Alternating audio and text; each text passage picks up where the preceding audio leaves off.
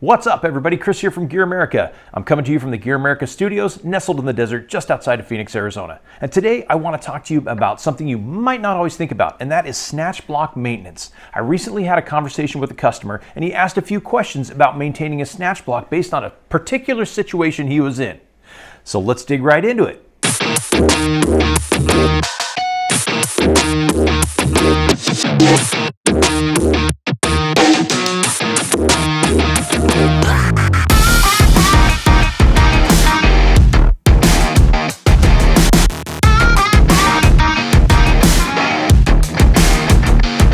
Welcome back. Let's talk snatch block maintenance. So I was speaking with somebody the other day who had one of our GearAmerica 9-ton snatch blocks. They were doing a recovery and they were in mud. And this mud he described as like pancake batter. So it was really slimy, not super thick, and he had to go run out a winch line, jump across this mud pit where the vehicle was stuck. Lo and behold, he dropped his 9-ton snatch block. Now I'm going to talk to you about maintaining a snatch block, tearing it down, doing some basic maintenance, and this actually applies to all of GearAmerica's snatch blocks because they're all built with the same 6-part construction. But we're going to talk about the 9-ton because that's the one that he specifically dropped in the mud. Now, I don't know about you, but I've dropped shackle pins, I've dropped tools, all kinds of stuff in the mud, and that is an absolutely sinking feeling.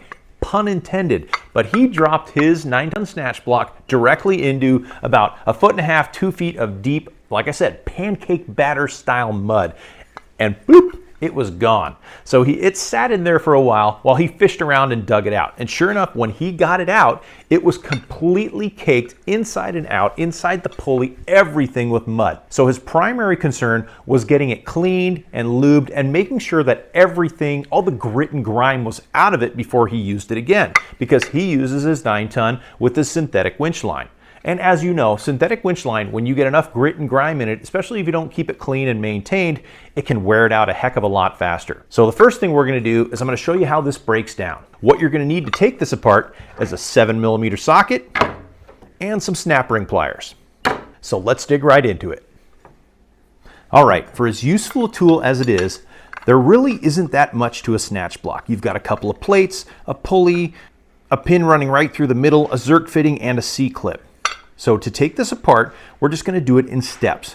First thing I want to do is I want to take off one of the C-clips. So I've got my C-clip pliers here. Now you can do this with a screwdriver, you can do this with any number of tools, but the C-clip pliers make it the easiest. So we just pop that guy off and hold it so it doesn't go zinging across the room.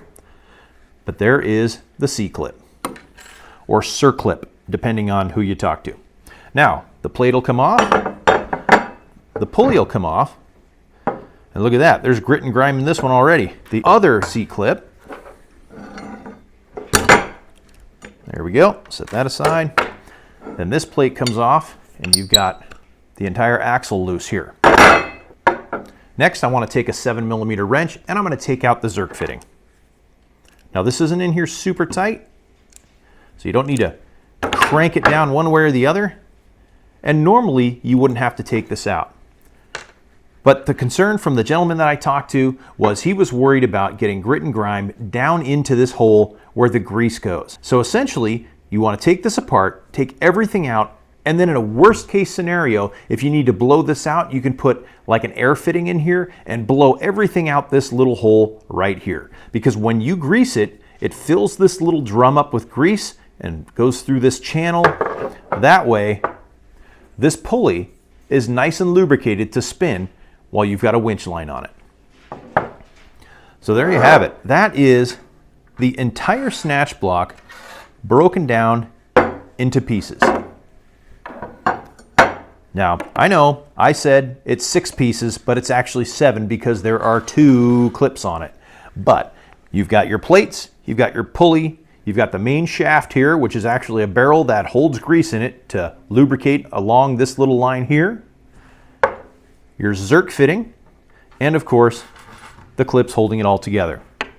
So once you've got it all torn down, you're going to want to wipe all this out, clean the inside of the pulley, clean the outside of the pulley, and this is also a good time to check for burrs that might have gotten in it. Like say you got a piece of sand or gravel stuck in it, Or maybe you use it on synthetic line, but you loaned it to a buddy and they used a steel cable on it and it puts any marring in it. So you can take some fine sandpaper or a file or whatever and make this smooth again, and that way you're not going to do any damage. But get this cleaned in the channel, get it cleaned in the center, clean it all out.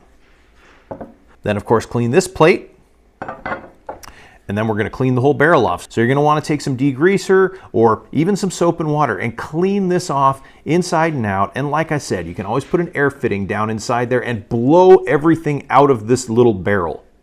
That's just in case you get some of that really soupy, runny, pancake batter style mud and it makes its way into here, because you don't want any grit and grime in there. Any little bit of mud, any little bit of sand, anything like that that gets inside here is it's going to eventually get into the pulley and make it so it doesn't spin as nicely, possibly putting a lot of extra wear on it, which you really don't want with any of your recovery gear.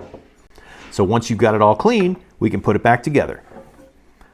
So we'll take one plate and we'll fit it in the hole here. Grab one of the clips and secure that back on. Next, we can flip it over. Take the pulley, slip it onto the main shaft here. Take your other plate, set it back on, and once again, take your C-clip pliers, put that clip back on. Then we'll take our zerk fitting, put that in place. And with our 7mm socket, which I'm just going to go ahead and take off the socket wrench to make it easier, we'll get that tightened down. Now you always want to make sure this is not cross-threaded. Make sure it goes in nice and easy all the way to where it seats. And once it's seated down, just give it a gentle turn. Now you may have to hold the back of it because it'll spin this, but you don't want to crank this down. You don't want to put a ton of torque on it. So give it a gentle tighten and you're good to go. Now you can put your grease fitting on here, put some grease back in that little barrel on the main shaft, and your 9-ton snatch block is good to go and ready for a lifetime of use. So that's it. Pretty simple, right? Taking care of your gear is a snap. This is a really easy way to make sure this snatch block is going to last you forever.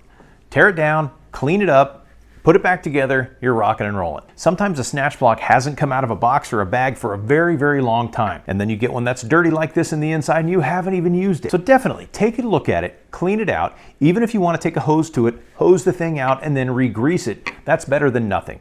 So maintaining your gear, keeping it clean is going to make sure it's going to treat you right every time you need it. You never want to be surprised when you pull out some gear and all of a sudden it's just not going to work for you because you haven't maintained it over the years. So hopefully this helps you if you ever happen to drop your snatch block in pancake batter mud, or it's just dirty, needs a little bit of love and a little bit of cleaning.